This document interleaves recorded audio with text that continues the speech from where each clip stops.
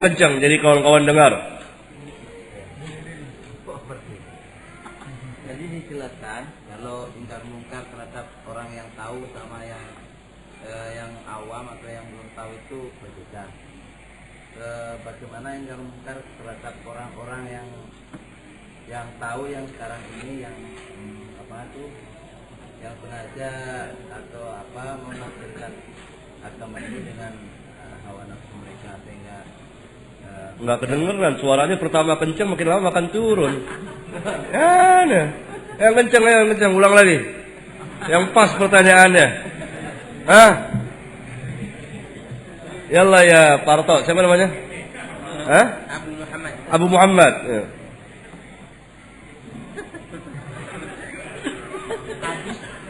Habis. Ya udah, saya paham. Ya.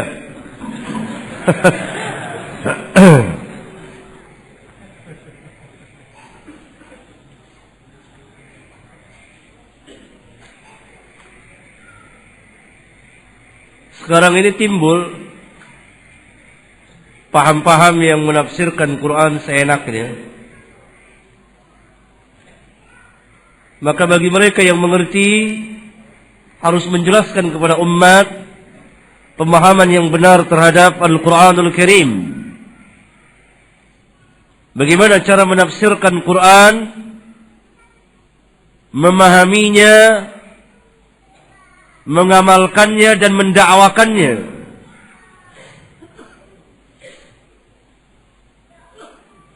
Sehingga tidak terjebak dan tidak masuk kepada tafsiran-tafsiran yang pada hakikatnya merubah Al-Quranul Karim, merubah makna ayat-ayat Al-Quranul Karim.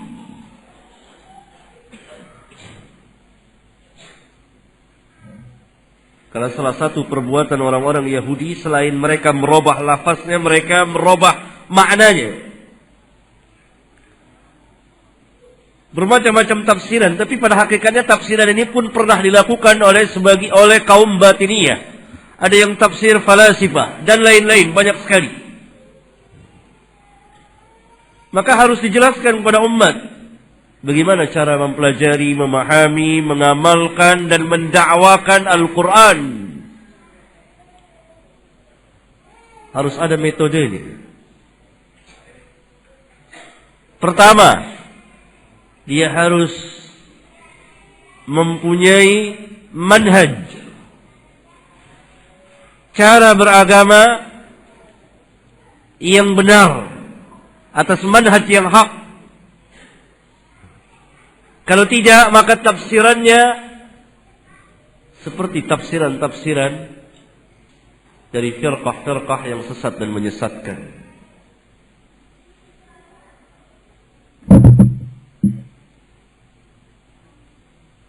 Manhaj saja tidak cukup, tapi harus ada yang kedua, metode ilmiah.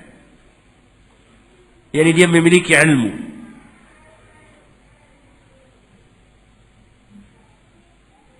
Kalau tidak, maka dia jahil.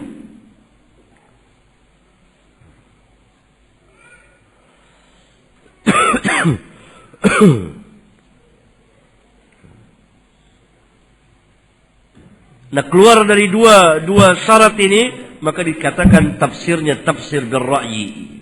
Ini tafsir yang dilarang. Seperti yang beredar sekarang. Iya, terus. Antum? Terima kasih. Saya mau tanya hukumnya asuransi sama arisan. Asuransi pertama masuk dalam bentuk maisir atau kimar, judi. Karena adanya pertaruhan antara satu dengan yang lain. Seperti asuransi kecelakaan atau asuransi jiwa. Kalau terjadi kecelakaan, kebakaran di satu gedung, maka dia dapat ganti yang lebih. Kalau tidak, maka uangnya berkurang. Ini masuk dalam bagian maisir. Bisa masuk juga ke dalam bagian jual beli secara gharar, tipuan, seolah-olah beli kucing dalam karung. Oleh karena itu asuransi yang ada sekarang ini haram. Adapun arisan saya tidak tahu.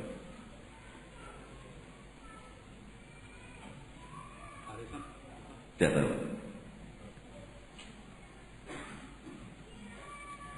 Belakang. Ada belakang? Belakang sebelah kiri ada? Kanan, di tengah sini ada yang mau tanya? Antum ada yang mau tanya? Iya. Siapa tadi? Antum? Iya.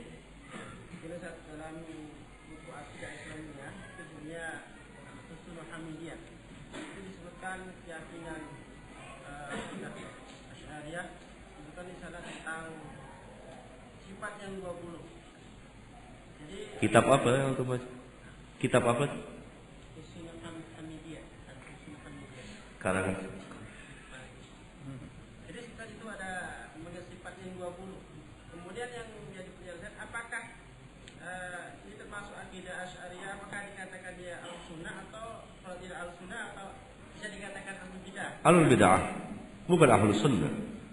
Tidak ada yang memasukkan Asy'ariyah kepada ahlus sunnah. Bahkan seorang imam yang sangat terkenal sekali di sini di kalangan kuburiyun, yaitu Syekh Abdul Qadir Jailani, memasukkan Asy'ariyah di sebagian kitabnya, kitab Gunyah, kepada ahlul bid'ah yang menyimpang dari sunnah.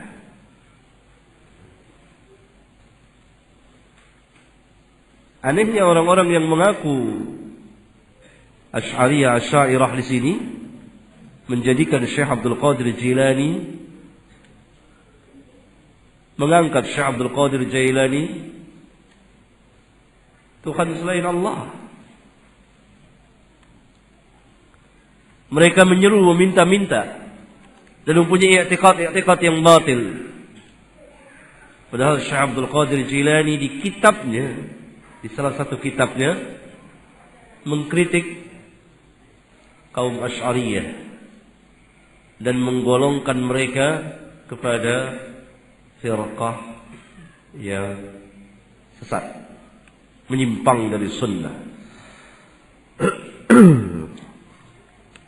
Salah satu asas mereka adalah mendahului akal dari wahyu. Mendahului akal dari wahyu.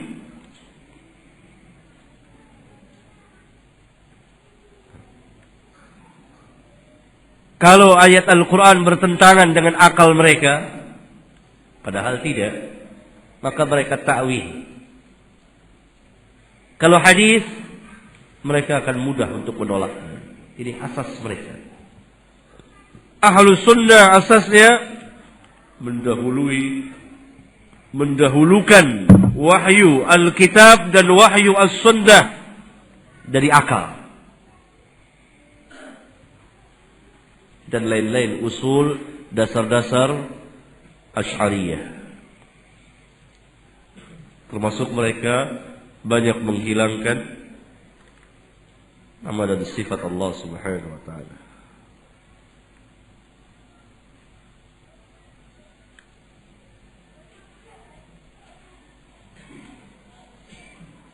Silakan. Iya. Seseorang yang mau beramal agama, itu apakah harus betul-betul mengetahui dan mendengar dalilnya dulu baru beramal, atau cukup dengan mendengar dari seorang sikoh itu bahwa amalan itu ada sunnahnya, dia boleh beramal? Tergantung dari tingkatan dia. Kalau tingkatan dia dari orang-orang awam, kaum muslimin, maka dia cukup mendengar dan dia tidak paham dalil. Bahkan kadang-kadang sebagian kaum muslimin tidak bisa membaca dalil, baik dari Al-Quran apalagi hadis. Berapa banyak kaum muslimin yang tidak bisa membaca Al-Quran dan tidak bisa, apalagi dan lebih lagi tidak bisa membaca hadis. Lihat sini kan tuh, lihat sini. Oh, tanya meleng ke sana. Sulaiman. Hah? Ya? Nah, dia orang-orang awam, dia dibenari, dia harus tahu dalil dia di Sahih Bukhari, di ini, di cukup dia thiqah terhadap seseorang alim, maka dia cukup mengetahui bahwa ini sunnah. Sering saya ambil contoh. Ini sebetulnya pada hakikatnya kejadian. Orang awam mengikuti sunnah. Dia tanya kepada sebagian ustaz, dan dia baca kitab ulama seperti kitab Syekh Nasruddin Albani rahimahullah taala tentang menggerak-gerakkan jari telunjuk. Dia tahu ini sunnah sudah cukup. Dia sholat di tempat lain dan dia gerak-gerak. Ditanya, jawabannya apa? Sunnah. Ini sunnah. Diminta dalil mana coba? Dia nggak tahu, dia tidak hafal. Tapi ini sunnah. Dia tidak katakan dari guru saya, tidak. Pertama kalimat yang keluar, ini sunnah Nabi sallallahu alaihi wasallam. Coba tanya kiai yang paling besar di negeri kita ini. Dan dia memperingati Maulid. Tanya, mana dalilnya? Mulutnya tidak akan sanggup mengucapkan ini sunnah Nabi sallallahu alaihi wasallam. Apa yang diucapkan olehnya? Bukankah ini baik?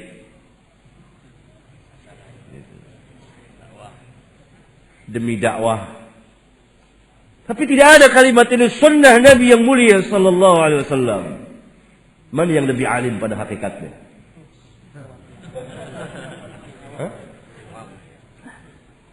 Lihat.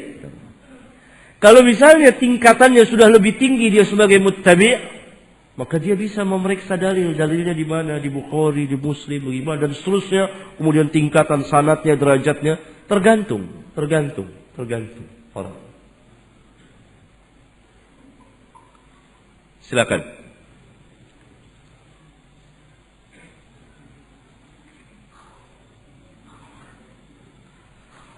Apa hukumnya meminta hutang pada seseorang?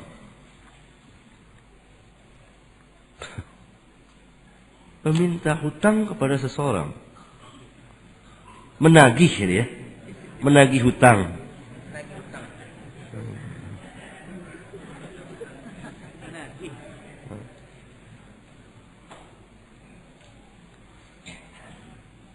Maksud apa tanya hukumnya? Apakah wajib? Mungkin begitu. Apakah sunat? Makruh, haram? Mungkin begitu.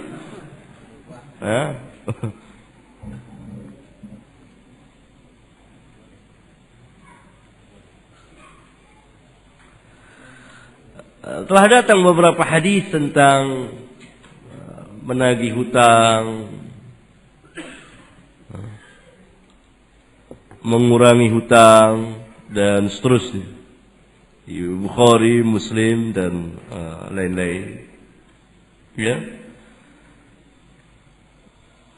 Kalau ini hak, maka tentu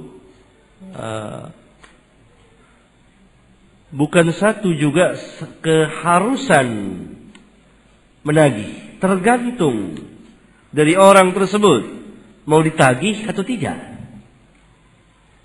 Kalau dia tidak mau nagih, dia beri waktu, tunda dulu sampai batas waktunya.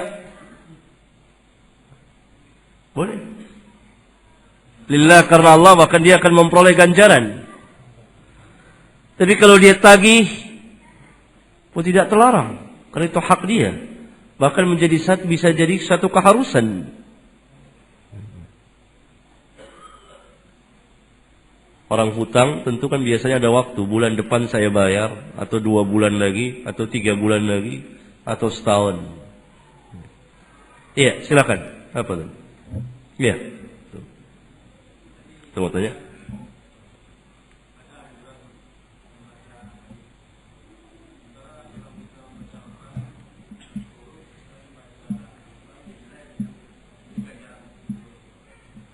Ya. Hadis tidak. Tidak diberi ganjaran per hurufnya, tapi diberi ganjaran secara jumlah. Karena lafaz Quran berbeda dengan lafaz hadis. Lafaz Quran, Al-Quran lafaz dan maknanya mukjizat. Hadis tidak. Tidak mukjizat. Tidak mukjizat lafaznya. Karena itu per hurufnya tidak diberi ganjaran. Tidak seperti Quran, la aqulu alif lam mim harfun. Aku tidak mengatakan bahwa alif lam mim satu huruf. Tapi secara jumlah diberi ganjaran.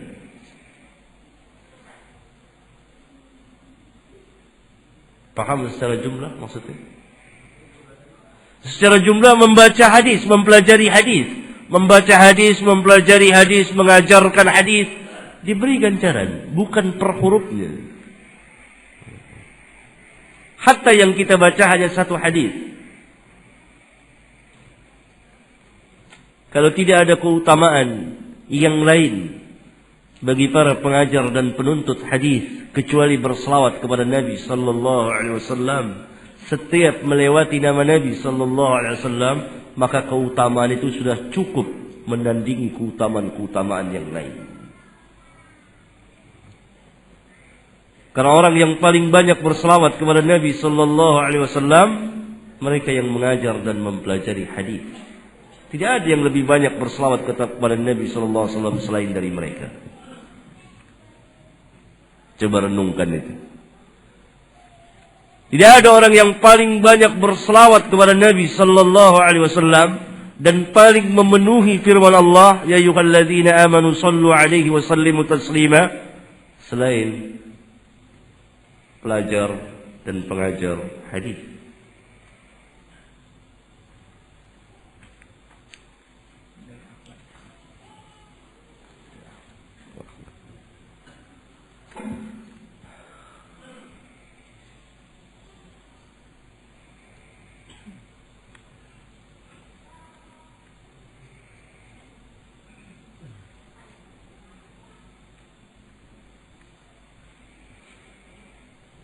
Iya, silakan. Antum.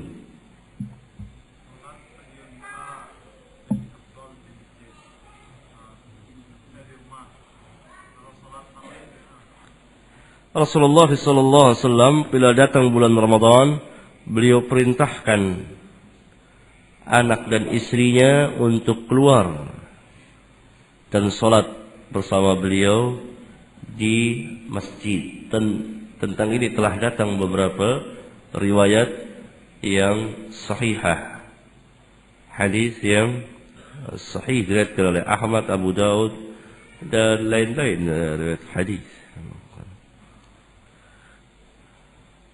Tergantung sabda beliau bahwa salat perempuan lebih utama di masjid dari di masjid, tergantung ada apa di masjid dan di rumah.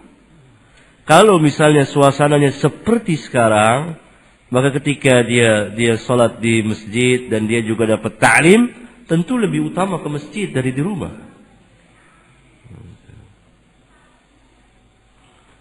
Karena itu perempuan-perempuan pada zaman Nabi sallallahu alaihi wasallam pun salat fil masjid.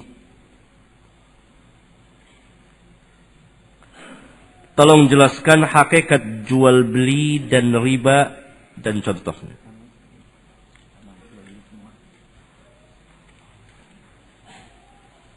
Jual beli masuk dalam bagian muamalat, hubungan antar manusia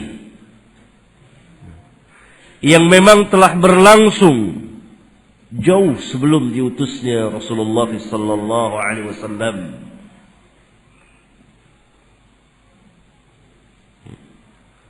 Oleh karena itu, dalam masalah muamalat yang ada hanya larangan, larangan dan larangan. Hukum asalnya boleh selama tidak dilarang. Maka hukum asal jual beli apa saja boleh kecuali yang dilarang oleh agama. Apa yang dilarang? Saya sebutkan. Pertama, riba. Pertama, riba dengan segala bentuk cabang. Riba ada dua.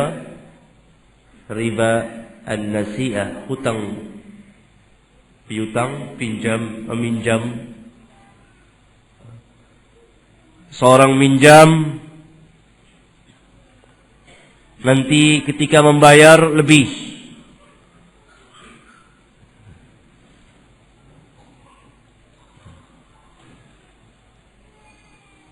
Setiap hutang atau pinjaman yang ada manfaatnya riba.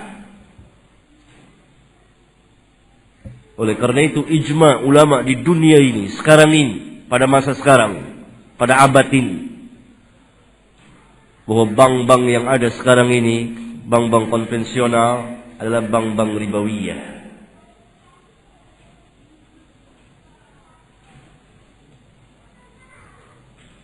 Kecuali ulama Indonesia belum ijma.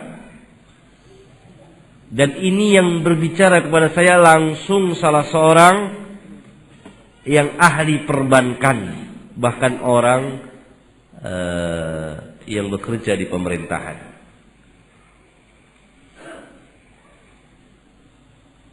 Kenapa bank konvensional masih ada padahal kita telah mengenal bank syariah? Ia menjawab, salah satu penyebabnya dari 3 sebab, ulama-ulama di Indonesia belum ijma tentang bank yang ada sekarang. Saya katakan, padahal ulama di dunia sudah ijma, ulama di sini belum ijma, ketinggalan.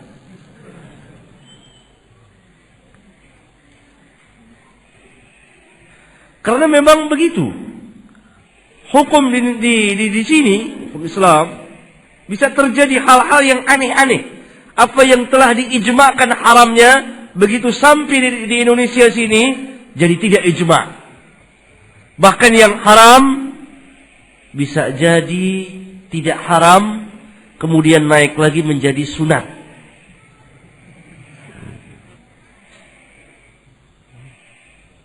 Aneh-aneh. Dan ini pernah saya adakan satu penelitian khusus. Akan saya adakan satu muhadarah di Jakarta tentunya, dengan judul Fikih Indonesia. Fikih ulama Indonesia. Tanda kutip, tidak semua. Yang kedua, riba fadl. Riba pertukaran barang yang sejenis. Emas dengan emas, barang-barang ribawiyah itu emas, perak, gandum, garam, korma, dan dikiaskan dengan barang-barang pokok. Kalau ditukar sejenis emas dengan emas, maka harus sama. Kalau tidak sejenis, emas dengan perak, maka boleh berlebih kurang dengan syarat kontan. Karena itu,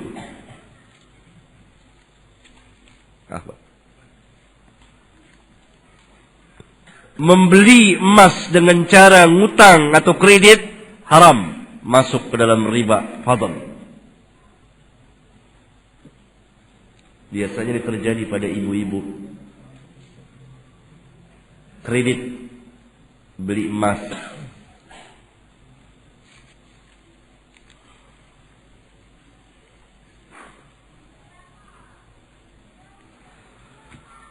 Berarti riba dengan segala cabangnya. Ini yang dilarang. Yang kedua, maisir, perjudian dengan segala cabangnya. Salah satunya tadi saya telah terangkan, asuransi termasuk maisir.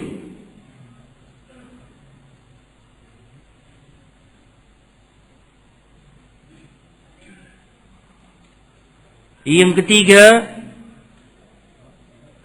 jual beli secara gharar,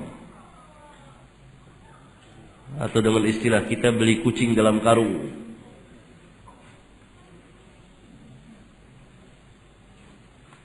Yang keempat, khida', adanya tipuan.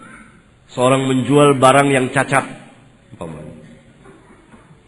tidak diberitahukan cacatnya. Yang kelima, adanya unsur pemaksaan. Karena jual beli dalam Islam harus redha sama redha. Kalau bebas salah satu dari 5 macam ini, maka kembali kepada hukum asal. Boleh jual beli sampai ada larangan. Masuk tidak kepada salah satu dari 5 macam ini.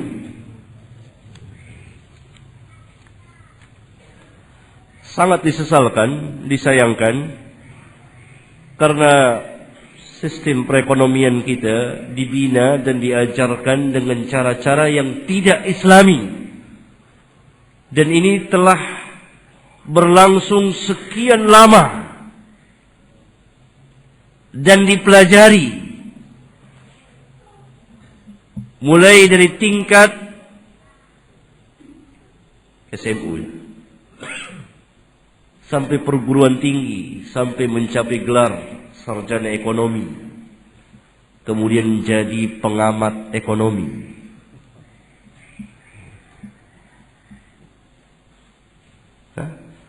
Cara-caranya, sistemnya adalah cara-cara yang tidak islami, penuh dengan riba dan lain-lain. Karena itu, sistem perekonomian Islam tidak dikembangkan, tidak berkembang, dan tidak ada orang mempelajarinya.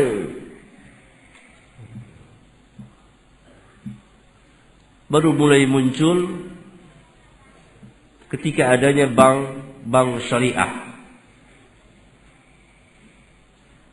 Tapi kurang transparan,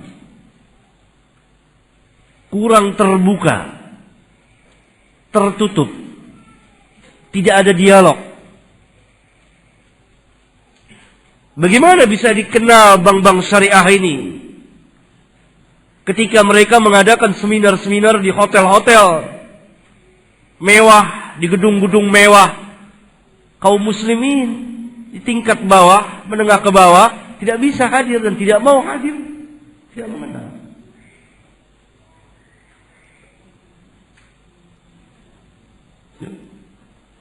Sangat menyedihkan keadaan perekonomian, sistem atau cara perekonomian kaum muslimin.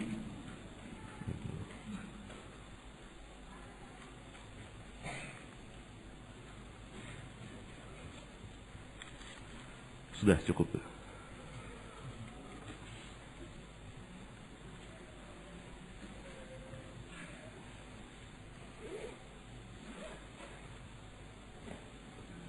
Iya, silakan ikhwan.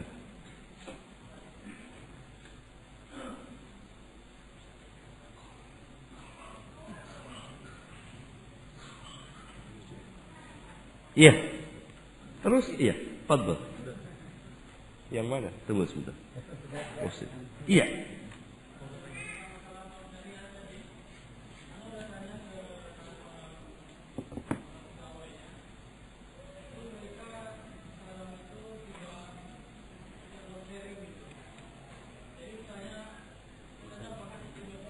Apa? Tidak apa?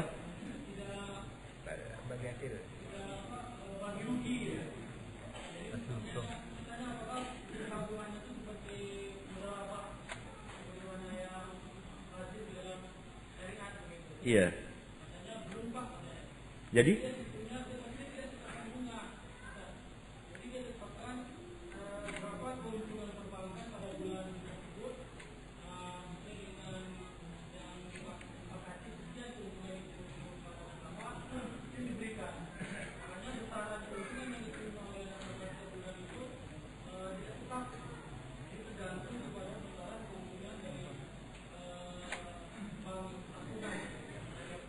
bank itu mengusahakan berdagang.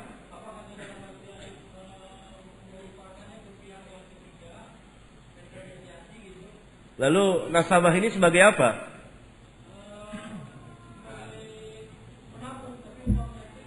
Riba.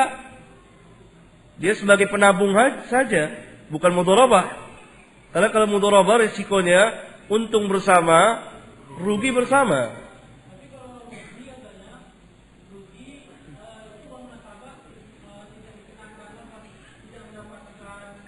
Enggak, yang perlu kita dudukkan nasabah ini sebagai apa? Pemodal yang memberikan modal untuk dijalani oleh bank atau dia menabung, menyimpan. Penabung bukan mudharabah, berarti bukan pemilik modal yang untuk dijalani modalannya.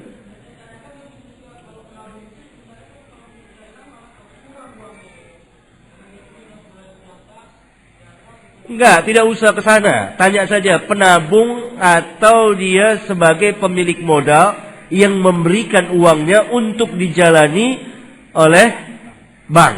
Itu saja. Kalau dia penabung, berarti dia orang yang meminjamkan kepada bank. Kan begitu. Penabung orang yang meminjamkan kepada bank. Maka dia tidak boleh mengambil manfaat sedikit pun juga dari pinjaman dia. Kalau mengambil manfaat, maka masuk dalam bagian riba.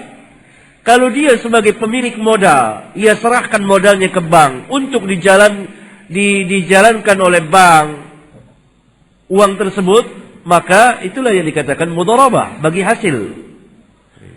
Maka tanya dulu, dudukan dulu, dia sebagai apa? Kalau bagi hasil, maka berlebih kurang, tentunya. Ada kalanya untung, ada kalanya tidak. Tapi kalau bank kadang-kadang dalam jumlah yang besar untuk berdagang, tentu sudah bisa memperkirakan bahwa ini golibnya adalah untung, insyaallah. Dan keuntungan per bulan rata-rata bisa sekian, umpamanya. Tapi kalau dia sebagai penabung, dia tidak boleh ngambil manfaat. Ya, fadhal. Yang kencang.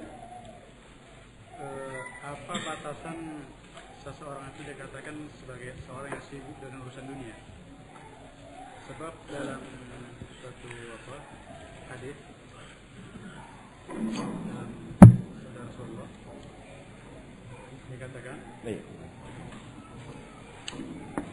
kepada diri, apa batasannya seseorang itu dikatakan sebagai orang yang sibuk dengan urusan dunia? Seperti yang ada di hadis kata Rasulullah SAW, Allahumma la taj'al musibatan fi Allahumma la taj'alni akhtarana wa la nurana. Ini dikatakan oleh Syekh Al-Albani dalam kandungan ini bahwa sebenarnya pada hadis ini hadisnya seseorang yang sibuk dengan dunia maka dia akan ditimpa oleh hukum dunia. Sekarang batasan kepada sibuk dunia apa? Sibuk dalam dunia ini.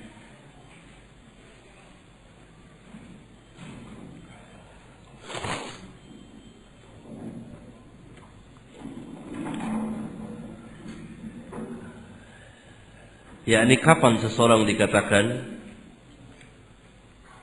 sibuk dalam urusan dunia gitu. Iya. Batasannya gimana? Jadi yang dikatakan dia hubbud dunia. Sehingga nanti akan melahirkan hubbud dunia. Akan melahirkan hubbud dunia.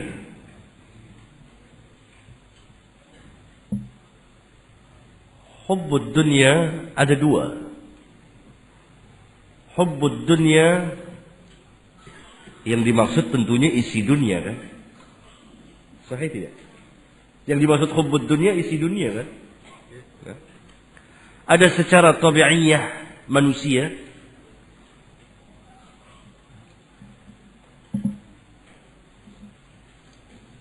tabi'iyah, tabiat manusia. Antum cinta duit tidak? Jangan nyengir, cinta apa tidak? Cinta kan? Cinta, ngomong cinta duitnya susah. Ya kan? Cinta perempuan? Ya cinta, kalau nggak cinta banci antum.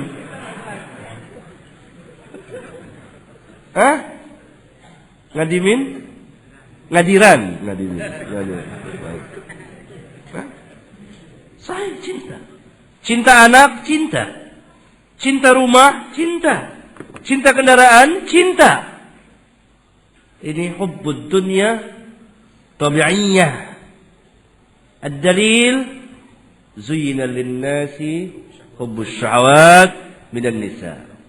Dalil yang lain, hubbiba ilayya min dunyakum an-nisa. Diberi perasaan cinta terhadap dunia kamu kepadaku. Tabi'iyah. Tidak terlarang. Tidak terlarang. Karena kita masih hidup di dunia. Suka kasur yang empuk? Suka, saya suka. Ya? Tabi'iyah. Pernah Rasulullah sallallahu alaihi wasallam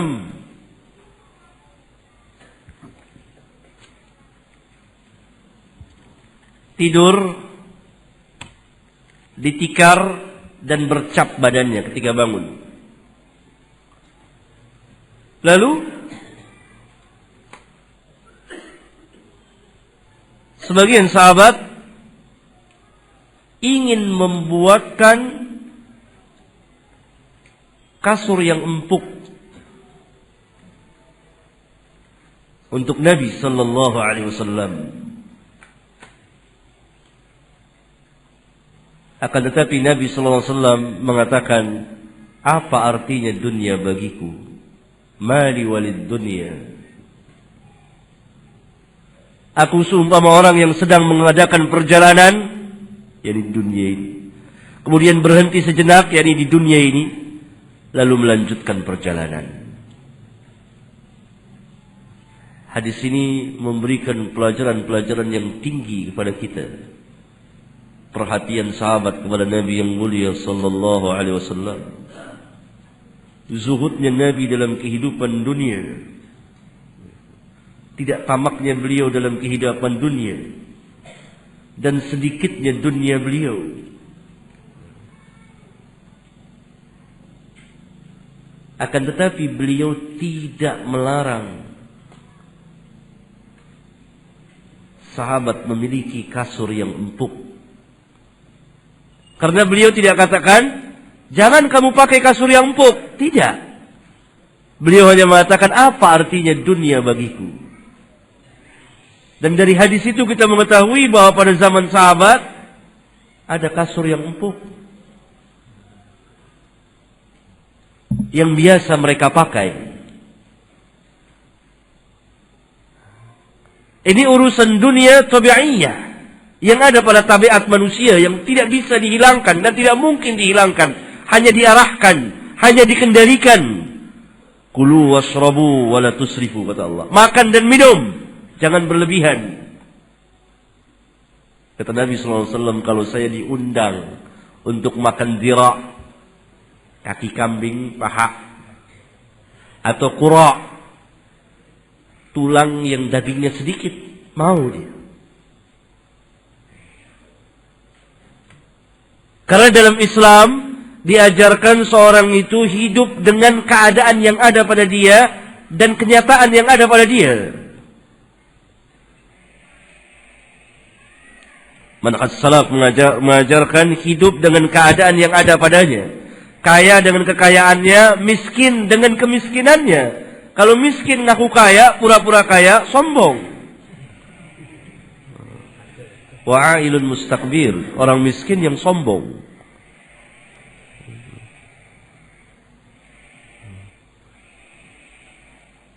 Kaya tapi tidak menikmati kekayaannya, kufur nikmat. Ada orang kusut masai rambutnya datang kepada Nabi, Nabi tegur, apa engkau tidak punya uang untuk membeli? Tidak punya sesuatu, maksudnya uang untuk membeli minyak. Karena Allah suka melihat bekas nikmatnya pada hambanya.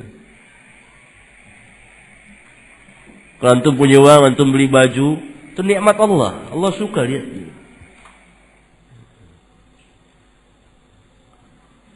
Ya? Lihat Rasulullah SAW ketika tanya sama istrinya, ada makanan apa Apa jawab istrinya? Hanya ada cuka, ya. Kemudian beliau mengatakan sallallahu alaihi wasallam, sebaik-baik makanan cuka. Beliau hidup dengan keadaan, karena keadaan itu nggak ada kecuali cuka. Ini namanya qanaah. Dan hadis ini tidak bisa dijadikan dasar.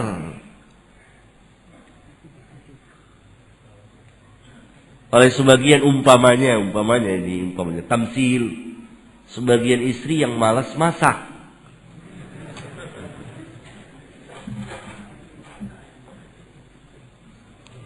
Padahal uang ada.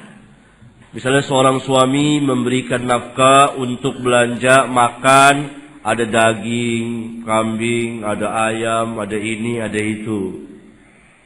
Tahu-tahu makanan sampai di rumah yang kering-kering. Kerupuk, sambal teri. Tidak seimbang dengan uang yang dia berikan. Lalu dia tegur istrinya, ini masa cuma ini aja? Tidak salah. Tidak bisa si istri mempergunakan Rasulullah tidak pernah mencela makanan. Tidak. Itu. Bukankah Rasulullah mengatakan sebaik-baik makanan cuka? Tidak bisa diterapkan hadis itu pada itu. Nggak bisa. Ini istri yang malas. Sudah ada uang, misal. Bukan istri-istri Pekanbaru, enggak, insyaallah rajin. Saya tahu persis karena saya lama di Pekanbaru kan. Nah, tamsil. Beliau hidup dengan keadaan yang ada, keadaannya. Diundang paha kambing, makan paha kambing. Jadi hadis yang mulia ini membatalkan akidahnya, keyakinannya orang sufi. Beliau diundang dengan makanan yang sederhana, makan. Begitu. Kemudian hubbud dunya yang kedua, ta'abbudiyah, sifatnya peribadatan, yakni mengadakan satu sesembahan, menjadikan sebagai tuhannya. Ta'is abdad dinar wa dirham, celakalah hamba dinar dan dirham.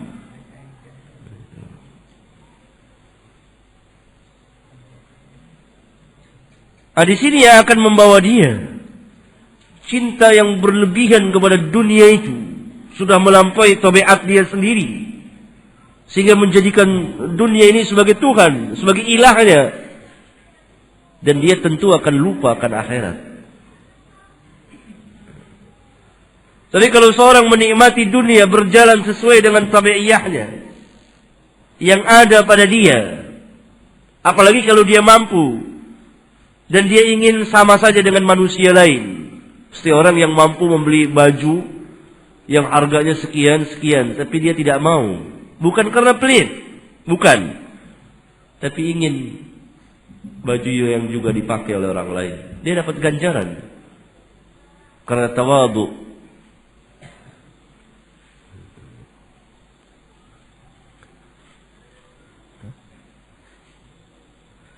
Jadi kesibukan dunia yang akan membawa kepada hubbud dunia yang melampaui batas sehingga dia menjadikan Tuhan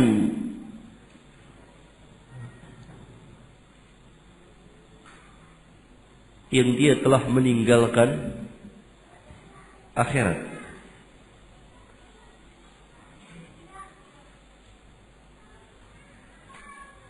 Kalau demi dunia dia tinggalkan akhirat, maka dia telah disibukkan dengan urusan duniawiyah. Tapi kalau dia sibuk dengan urusan duniawiyah juga, seperti perdagangan, pekerjaan, dan lain sebagainya. Seperti kaum muslimin umumnya berangkat pagi jam 8 atau jam 7, pulang petang hari. Setiap hari. Tapi dia tidak lupa, atau yang berdagang di toko, di pasar, pagi kadang-kadang pulang petang atau sampai malam, dan seterusnya. Tapi dia tidak lupa akan akhirat. Ini dia tidak disibukkan oleh kehidupan dunia. Karena apa? Karena yang wajib-wajib dia tunaikan. Nuntut ilmu, dia tunaikan. Karena nuntut ilmu fardu ain. Karena kalau tidak menuntut ilmu, bagaimana dia tahu cara bekerja, cara berdagang? Walaupun hanya sebatas secara garis besar, umpamanya secara mujmal. Dan kita hidup pada zaman di mana manusia lupa akan akhirat dan terbenam dalam kehidupan duniawiyah. Seolah-olah Nabi SAW bersabda kepada kita tentang keadaan kaum muslimin yang banyak tapi mempunyai sifat wahan, lemah. Disebabkan hubbud dunya wa karahiyatul maut. Cinta kepada dunia. Yang dimaksud itu terbenam dalam kehidupan dunia, lupa akan akhirat. Bukan cinta dalam arti tabi'iyah. Barangkali.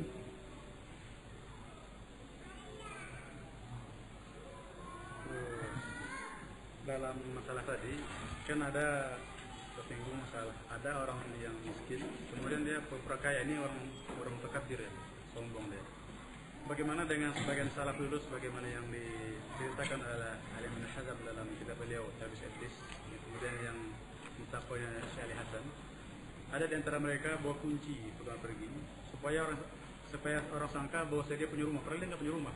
Dia cuma ingin supaya orang nggak kasihan sama dia, nggak menaruh kasihan.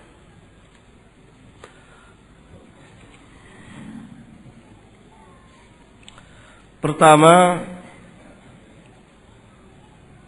itu bukan dalil. Sahih? Sahih bukan dalil?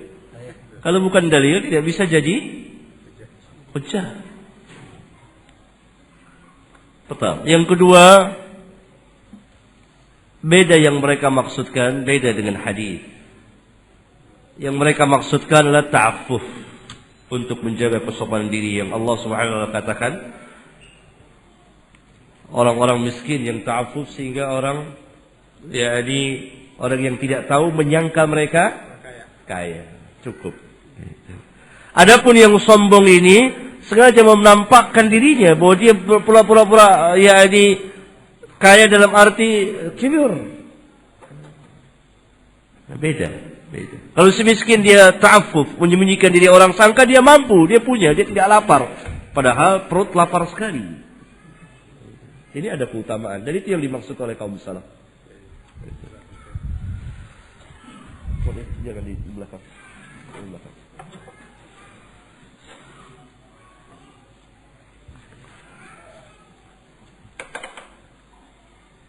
Apakah boleh dalam jual beli satu barang dengan dua harga? Lalu bagaimana jika jual beli itu terjadi suka sama suka walaupun dengan cara seperti itu? Jual beli suka sama suka harus disetujui oleh syarak. Jadi suka sama suka tidak berdiri sendiri. Orang yang riba sekarang ini pun suka sama suka. Yang menyimpan dan meminjam dari bank pun suka sama suka.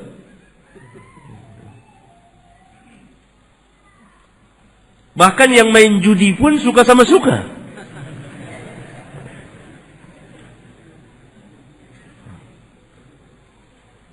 Jual beli kredit seperti ini dilarang oleh Rasulullah SAW.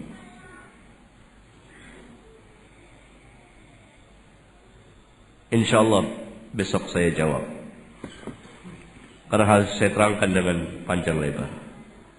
Malam ada pengajian sini. Malam besok ada. Malam. Enggak ya. Siang.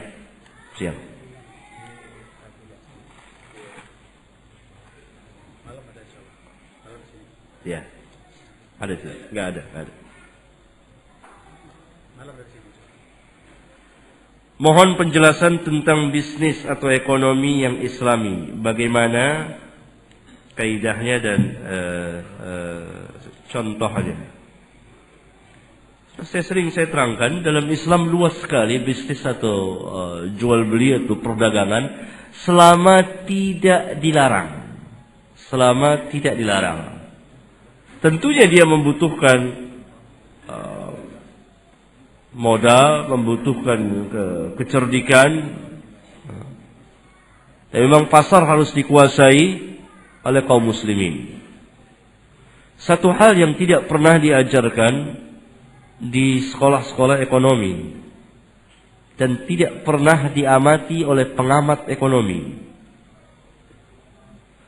Satu kaum, satu masyarakat, satu bangsa, satu negeri, apabila ingin berubah perekonomiannya, maka harus diputar balik, dijungkir balikan. Dia harus mayoritas pengusaha dan minoritas buruh.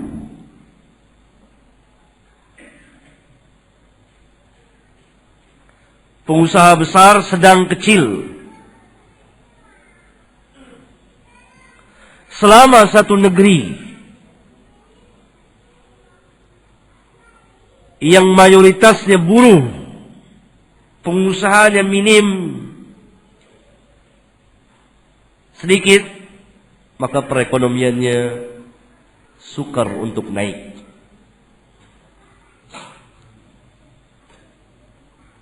Dan masyarakat kita adalah masyarakat buruh, karena sudah dididik menjadi buruh, sehingga buntu otaknya untuk dagang. Kenyataan, tidak bisa dipungkiri. Kenyataan.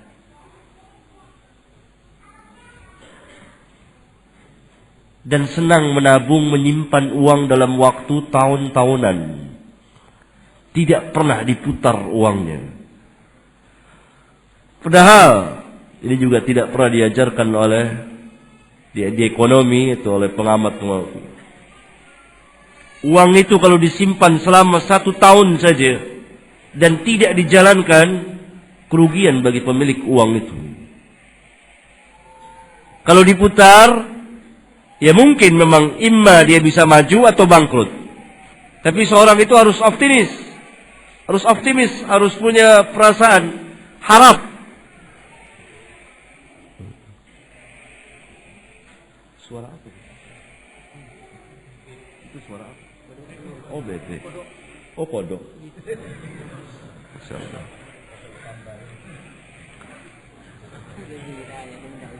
Hah? Iya. Tunggu sebentar itu.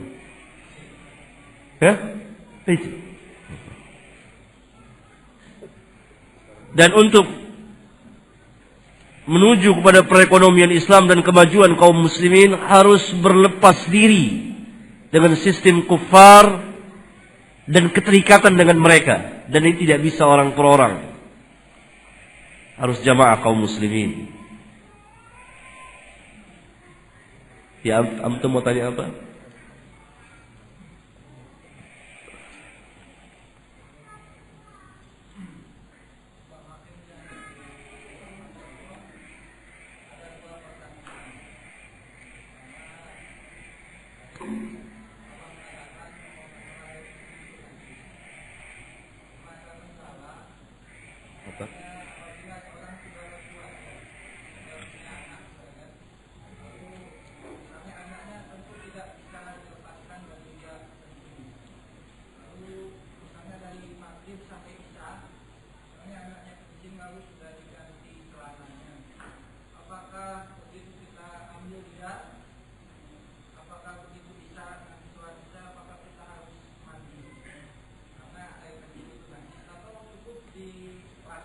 Dibasuh bagian yang kena kencing.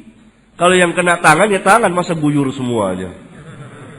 Nah, kalau kenanya antum di luar sana, baju ganti bajunya. Ah, mudah kan? Kecuali darurat, tidak ada di luar kena celana di jalanan, apa antum mau buka celana, kan nggak mungkin.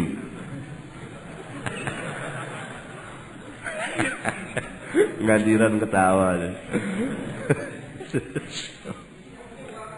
Ya, antum dulu di Jakarta kan? Ya, udah pindah ke sini, Pekanbaru. Masya Allah. Ya,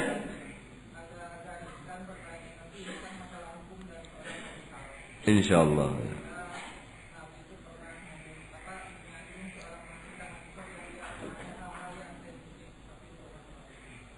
Iya, iya.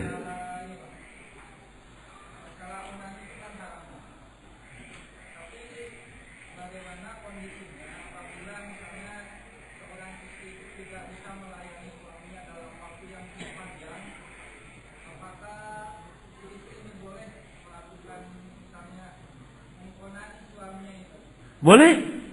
Jangankan itu, misalnya istri lagi sedang haid dan suami tidak bisa menyalurkan syahwatnya dengan jalan hubungan suami istri, boleh dengan cara seperti itu atau dengan cara lain. Ya sekiranya. Boleh. Boleh. Boleh. Tidak apa-apa. Beda dengan onaninya para pemuda. Oh, antum girang amat. Pemuda antum udah kawin. Udah kawin? Udah nikah? Hah? Udah nikah belum antum? Udah antum? Belum? Beda. Menurut kaul yang lebih ini ya haram. Haram. Imam Syafi'i mengatakan haram. Sebagian ulama mengatakan kalau darurat tidak apa-apa. Ya ini sekiranya dia dapat terjerumus kepada zina. Tapi orang tidak jima kan tidak mati. Karena itu tidak ada darurat. Kalau orang tidak makan, mati. Maka itu diberi rukhsah untuk makan babi. Kalau jima tidak. Harus yang halal.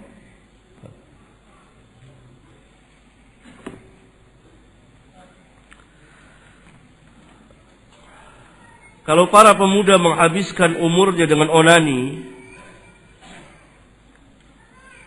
maka rugi bagi dia. Bohong itu kata dokter, onani dapat menyehatkan tubuh. Bohong. Bohong. Dia mau sembunyikan hakikat yang sebenarnya. Karena barangkali saja mereka adalah pakar-pakar onani.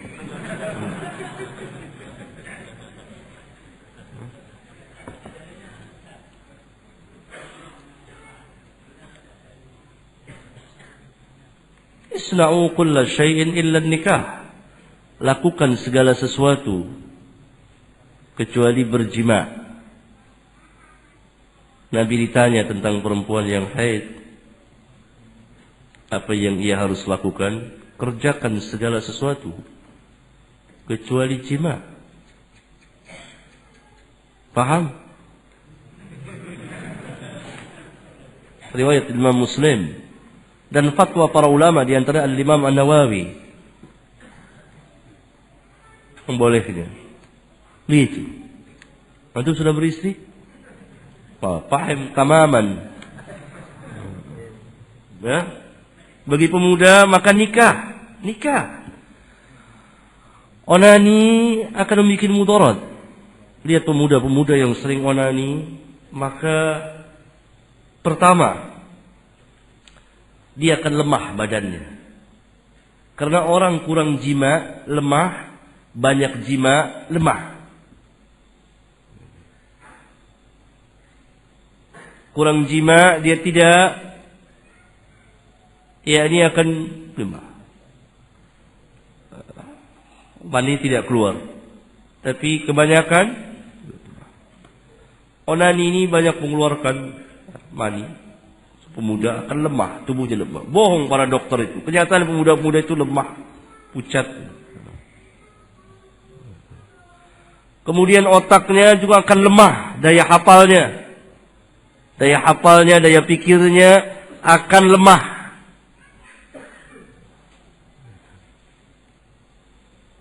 Dan ketika nikah, dia kurang percaya diri.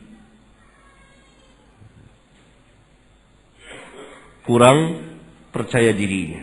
Dan sering terjadi impoten. Dekat sebelum nikah atau setelah nikah.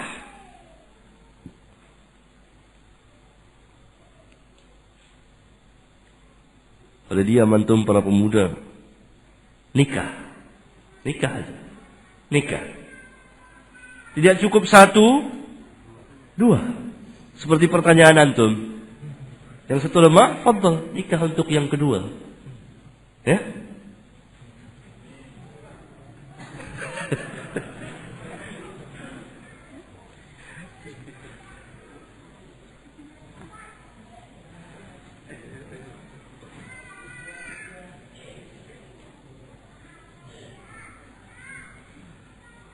Ustadz, bagaimana caranya agar para istri bisa banyak bersedekah sementara uang yang diberi suami hanya pas-pasan untuk keperluan keluarga?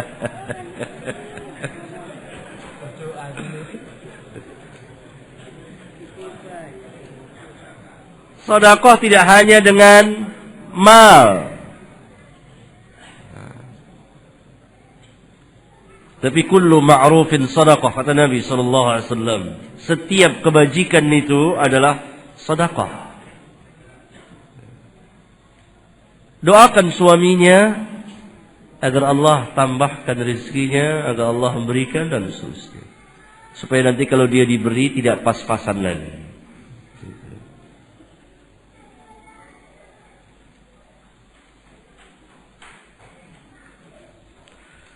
Tapi ini juga tidak menghalangi pas-pasan dalam arti kalau orang mau bersedekah, bersedekah kan lebih utama. Bersedekah tidak terkait dengan kaya dan miskin. Ada berapa saja dia bisa bersedekah.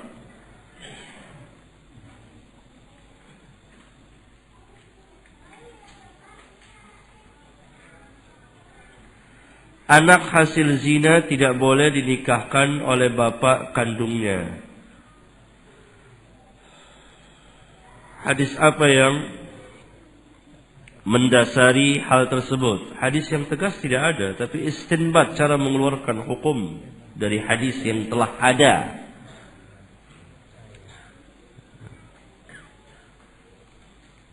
Bahwa itu adalah bapaknya, walaupun hanya dari jurusan mani, bukan dari pernikahan, karena dia lahir dari hasil zina. Ini madhab jumhur ulama.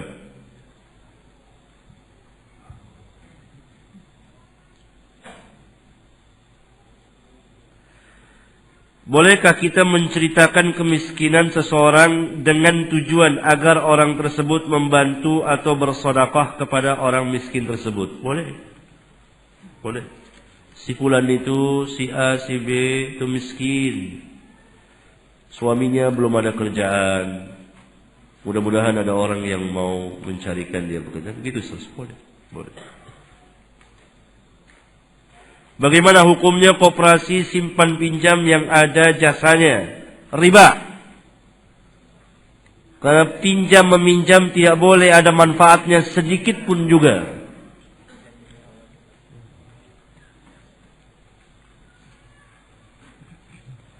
Apakah disyariatkan mengucapkan selawat atas nama Nabi sallallahu alaihi wasallam ketika berjabat tangan? Tidak ada.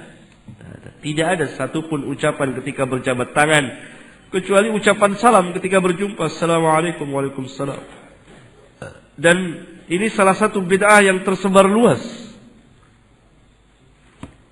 Sebagian kaum muslimin di negeri kita ini, baik di Sumatera atau di Jawa, itu mengucapkan Allahumma salli ala Muhammad. Selamat.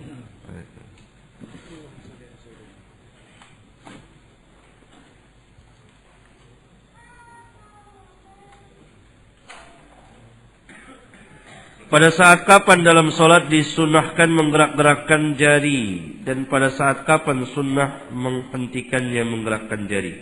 Ketika duduk dan ketika membaca tahiyat atau tasyahud dan sampai salam. Dari mulai membaca tahiyat sampai salam.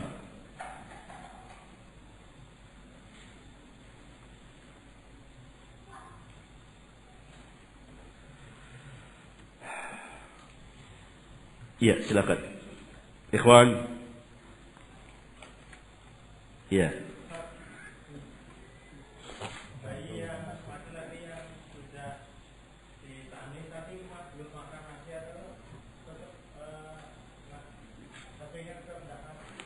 udah masing menyusui. Apa? Tahnik enggak, tidak terkait. Nyusu, itu masih nyusu. Masing suci. Masing ya. Ya, siapa lagi? Antum belakang ya.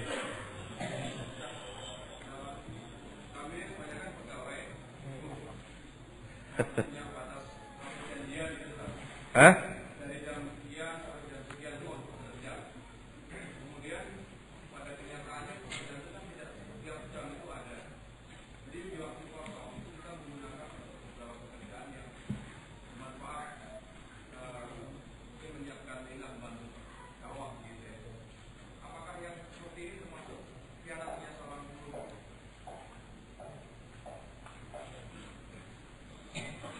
Ini ada beberapa keadaan hal yang seperti ini. Keadaan pertama,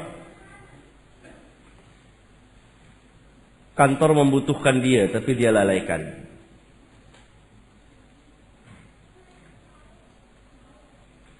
Ini jelas tidak boleh. Keadaan yang kedua, dia keluar dari kantor. Ini tergantung perjanjiannya dengan kantor. Tergantung perjanjiannya dengan kantor. Kalau kantor tidak boleh, boleh tidak? Kalau misalnya ada pekerjaan sudah selesai dalam sekian waktu, sudah ada waktu kosong 1-2 jam. Boleh tidak dia keluar kantor langsung tidak pulang, tidak balik lagi? Kalau boleh ya, boleh. Kalau tidak ya tidak boleh, tergantung perjanjiannya. Ya ayyuhalladzina amanu aufu bil uqud. Wahai orang-orang yang beriman, tunaikanlah perjanjian itu. Keadaan yang ketiga, dapat izin dari kantor. Atau tetap dia berada di kantor itu, di mejanya. Kadang-kadang seorang dapat telepon dari yang lain. Atau ada kesibukan lain sekali dia kerjakan, itulah ba'sa. Tidak apa-apa. Dengan syarat tidak mengurangi pekerjaan di kantornya itu, atau mengganggu pekerjaannya. Dan ini sering sekali terjadi hal seperti itu, sehingga kegiatannya di kantor, pekerjaan di kantor paling tidak akan berkurang atau konsentrasinya akan terpecah. Padahal dia dibayar untuk bekerja di situ. Selama kan ada jam kerja tentunya. Jam 8 sampai jam 4 kalau tidak salah. 4 sore rata-rata. Itu kan dia terikat. Dan dari jam 8 sampai jam 4 dia dibayar. Bagaimana dia bisa meninggalkan pekerjaannya tanpa seizinnya? Apalagi ini pegawai negeri. Sebulan nggak masuk, ambil gaji. Ya.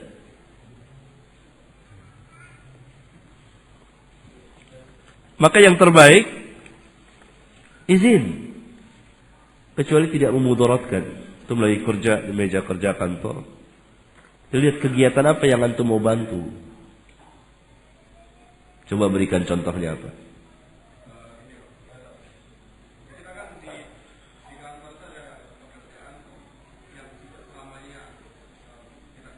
Iya tahu, saya tahu.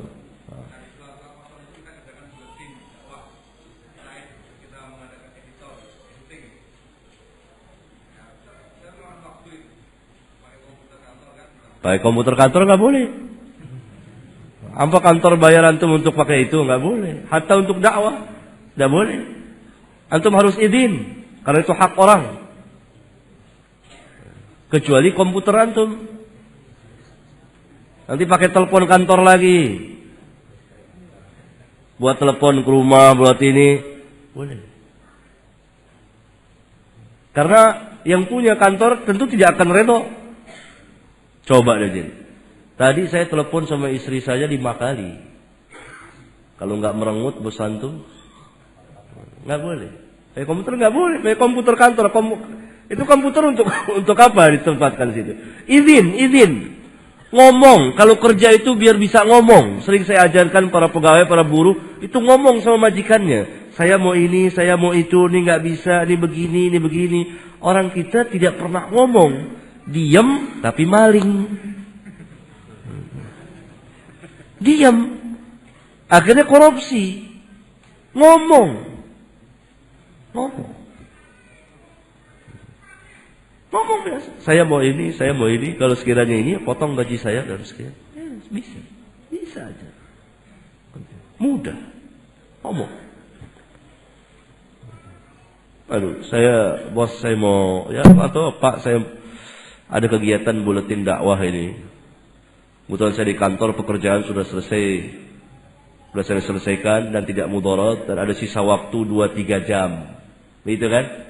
Bagaimana kalau saya pergunakan komputernya untuk buletin dakwah? Jadi sama-sama, Bapak juga insya Allah dapat pahala, saya juga.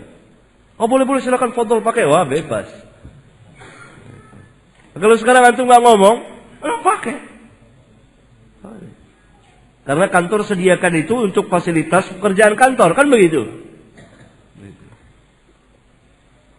Ya, tambah lagi ayo. Ya Allah, ini karyawan seru ini kalau karyawan.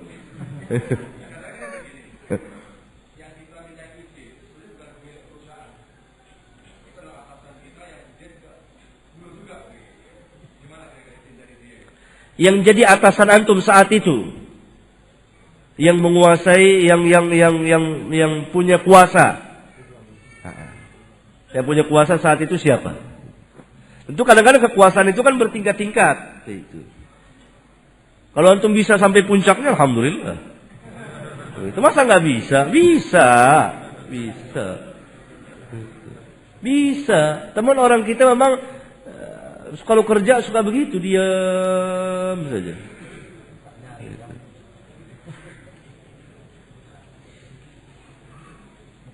Atasannya itu kayak amirnya.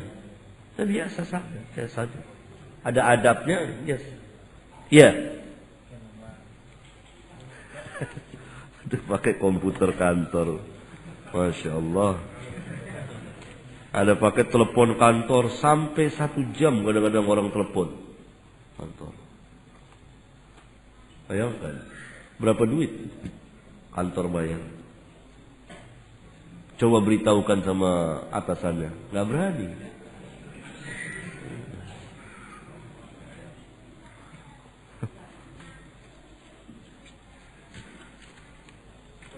Pertanyaan yang sama juga ditanyakan di mana-mana.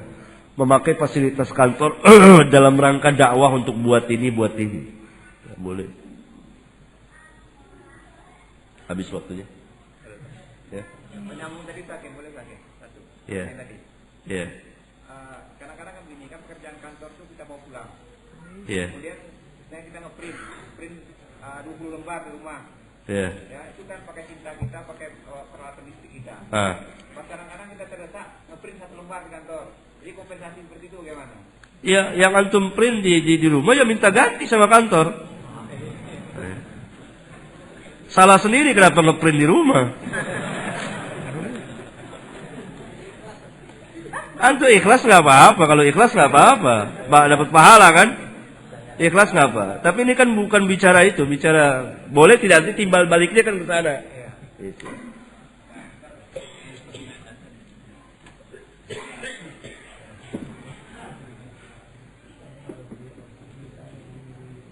Paham nih bahasanya.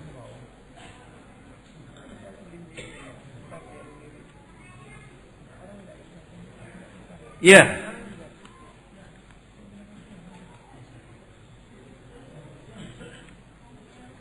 Apa hukumnya memakai tutup kepala bagi laki-laki? Apa hukum? Tutup kepala apa maksudnya?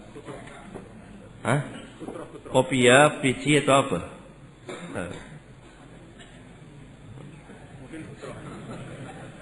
Mungkin putra yang dimaksud itu ya. Yang dimaksud itu. Iya, silakan.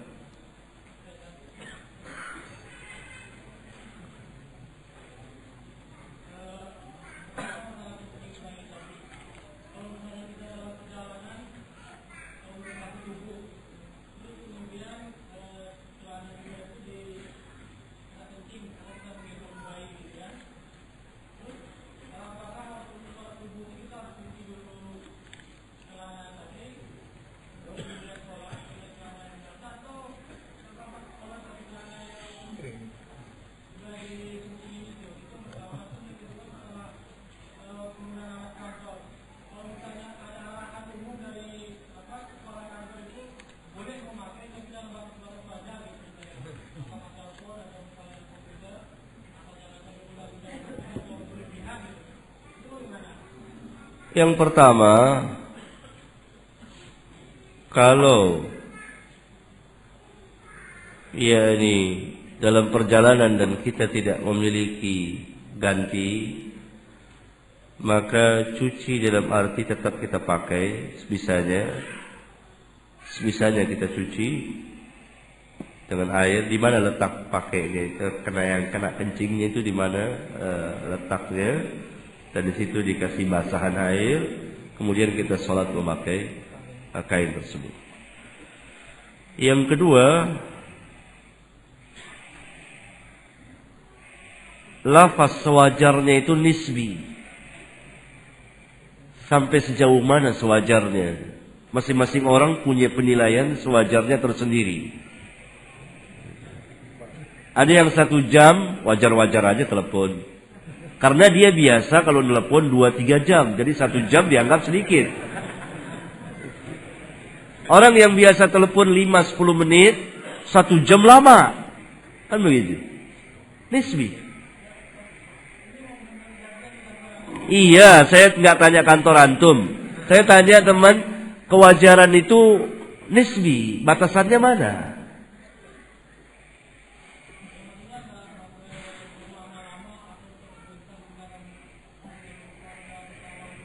Ya sudah. Tapi kalau dibolehkan seperti itu memang ya nggak apa-apa. Nggak apa-apa. Ukur sendiri sesuai dengan uruf atau kebiasaan orang tersebut, atau yang diberitahukan oleh kantor, kasih arahan, jangan sampai berlama-lama misalnya. Iya nggak apa-apa. Itu udah izin secara umum, boleh pakai peralatan kantor, baik itu telepon atau komputer dan lain-lain, boleh.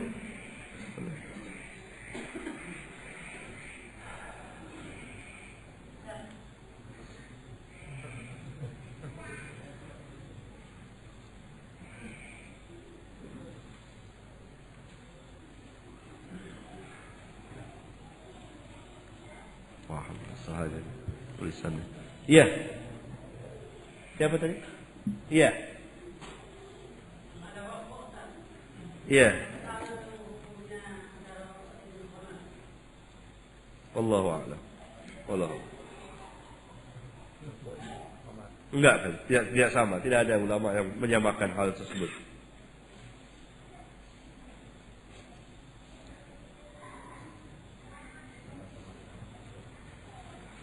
Wanita yang sholat berjamaah imam dan 1 makmum, apakah imam ini selesai salam menghadap ke makmum? Nggak bisa kan? Berdampingan, gimana ngadepnya? Kecuali 1 depan 1 belakang baru dikatakan menghadap. Kalau berdampingan sejajar, bagaimana bisa menghadap? Masya Allah.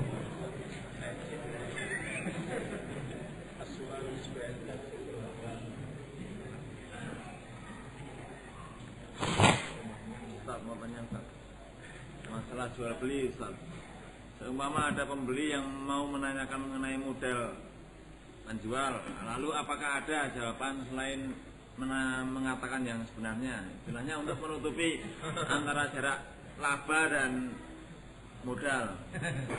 Kenapa harus begitu? Katakan saja, saya nggak mau jawab.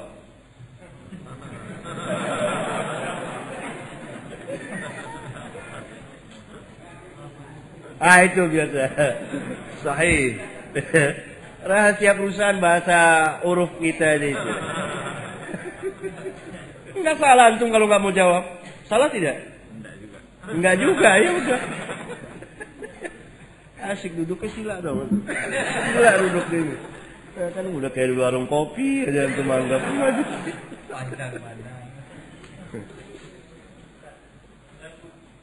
Bentar nggak lagi. Ya sebelah sana nggak ada. Iya antum.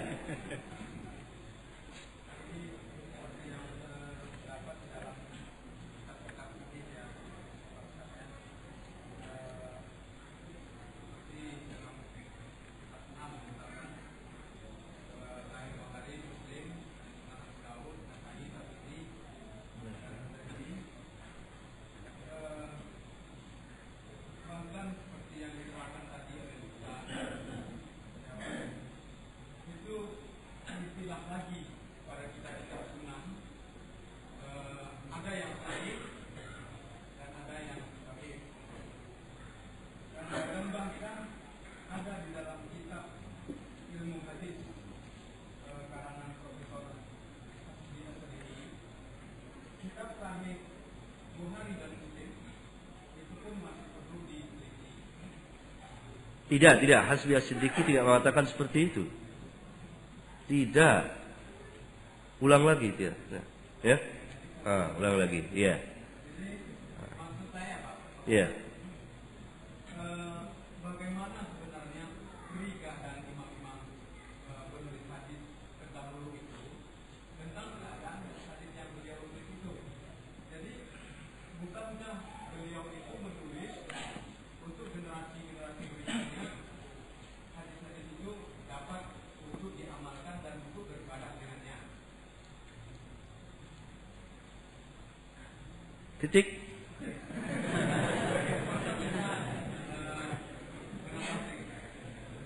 Bisa nangkap, bisa. Asik ya. Masya Allah. Pekanbaru ajib-ajib, udah berubah semua.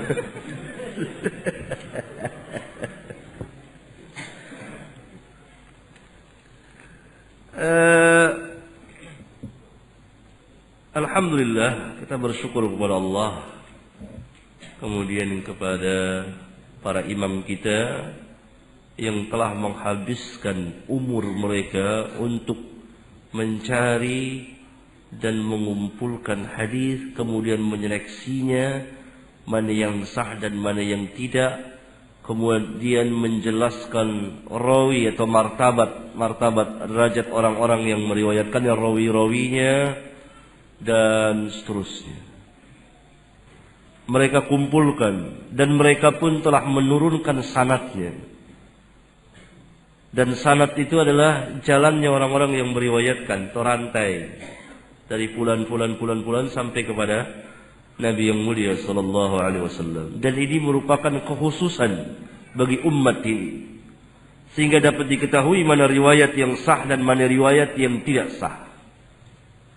Dan kalau kita membuka lembaran-lembaran kitab hadis yang demikian banyak, taruhlah kitab yang 6, ya, maka kita akan dapati sanad demi sanadnya. Dan ini merupakan penjelasan tentang derajat hadis tersebut. Sebagian imam dari mereka langsung menjelaskan hadis ini sahih, hasan atau dhaif. Dan ulama hadis yang kemudian turun-temurun sampai pada zaman kita sekarang ini selalu mendudukkan mana yang sah dan mana yang tidak. Dan menjelaskan tentang kaidah-kaidah tentang hadis itu masuk ke dalam hadis yang sah atau hadis yang tidak sah, dhaif. Lengkap sudah ilmu ulama dalam masalah hadis, lengkap dengan selengkap-lengkapnya penjelasan mereka, mulai dari imam, pencatatnya dan seterusnya. Kita tinggal mempelajarinya. Dan sejumlah hadis yang sahih banyak sekali. Begitu banyak hadis-hadis yang sahih tapi tidak naik ke permukaan.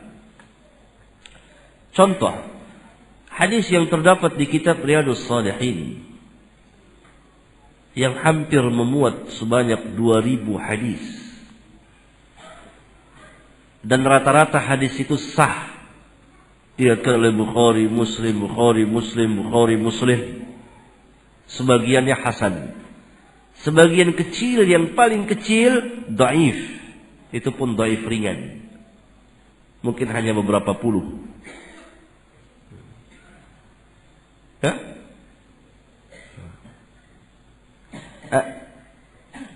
Dari kitab yang seperti inilah hendaknya kaum muslimin mengambil hadis-hadis tersebut, kemudian melihat penjelasan para ulama tentang hadis tersebut. Tapi yang terangkat di negeri kita justru sebaliknya, hadis-hadis yang dhaif. Hadis-hadis yang tidak ada asal usulnya. Dan untuk itu saya mencarinya.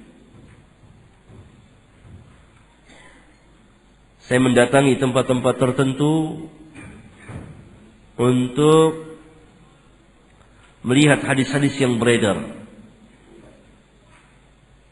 Dan sepulang dari sini nanti saya akan berangkat ke satu pesantren yang saya dengar dari sebagian ikhwan, di situ beredar hadis-hadis yang aneh yang dinisbahkan kepada Nabi, dan saya akan angkat dan saya akan catat.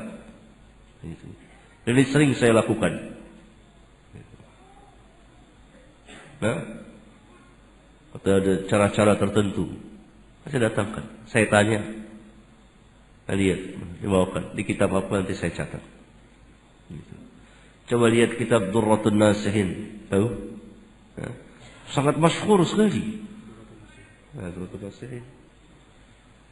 Tapi hadis-hadisnya batil, dhaif, palsu, tidak ada asal usulnya.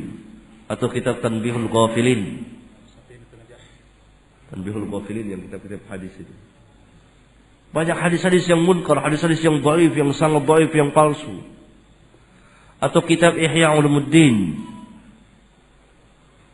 dipenuhi dengan hadis-hadis yang palsu, hadis-hadis yang tidak ada asal usulnya, dan seterusnya. Karena bacaan kaum muslimin tidak pada hadis-hadis yang sahih. Sekarang alhamdulillah kitab Bukhari, Muslim telah diterjemahkan, kemudian kitab Sunan Abi Daud dan seterusnya.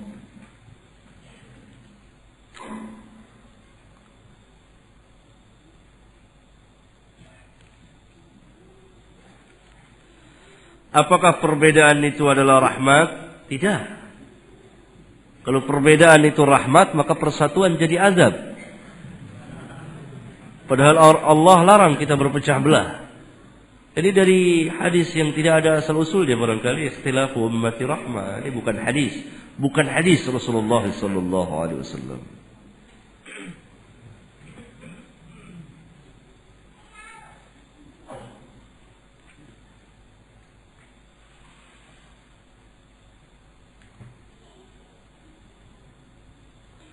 Perselisihan sesama umat Islam semakin lama semakin jelas seperti dalam perayaan hari-hari besar Islam, yaitu Idul Fitri dan Idul Adha. Tetapi pada 1 Muharram tidak ada yang meributkannya. Pertanyaan saya, kenapa hal ini bisa terjadi dan bagaimana menyikapinya?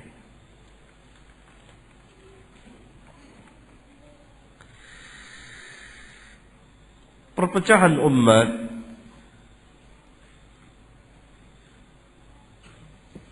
merupakan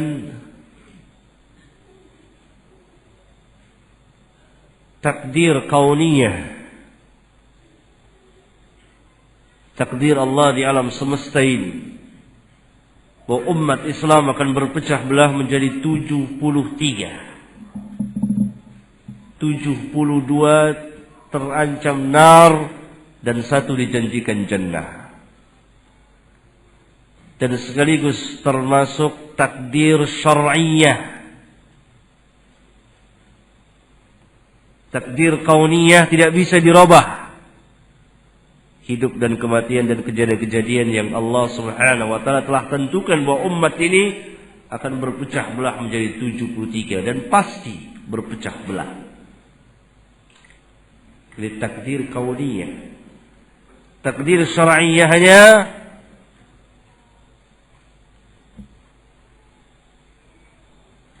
(72) terancam nar, 1 terancam neraka. 72 terancam nar, 1 dijanjikan jannah. Siapa mereka? Ma'an alihi wa ashabi. Maka sikap kita berjalan di atas manhaj yang hak ini, agar tidak terjerumus kepada salah satu dari 72 firqah. Perselisihan apa yang dimaksud? Perselisihan manhaj, cara atau sikap beragama yang akan menimbulkan kelompok atau firqah-firqah,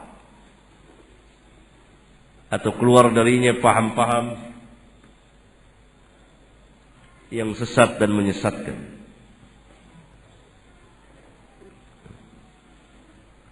Maka seorang muslim harus berjalan di atas manhaj yang hak.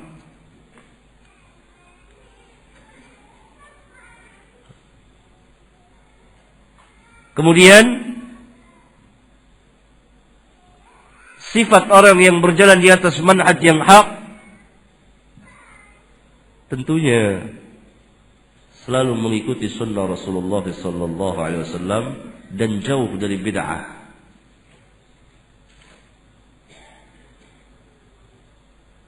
Kalau ia mengikuti sunnah Rasulullah SAW, tentu ia akan melihat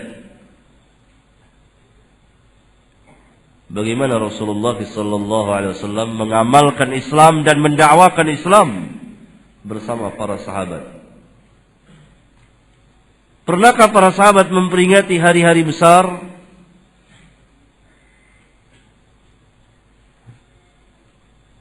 Seperti hari Maulid yang dikatakan sebagai hari besar, peringatan nuzul Quran, peringatan Maulid dan lain-lain. Demikian juga dengan 1 Muharram.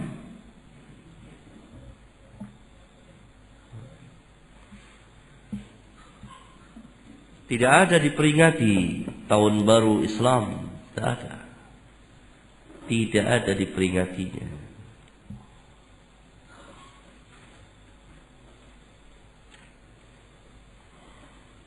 Ya, habis waktunya. Cukup sampai di sini. Masih ada waktu lagi bagi kita. Dan saya lihat antum sudah capek. Insyaallah besok kita ketemu lagi. Segar lagi antum. Kita bicara lagi dakwah. Masih panjang waktu, masih panjang.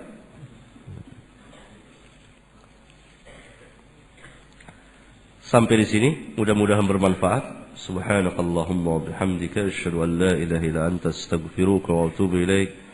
Assalamualaikum warahmatullahi wabarakatuh.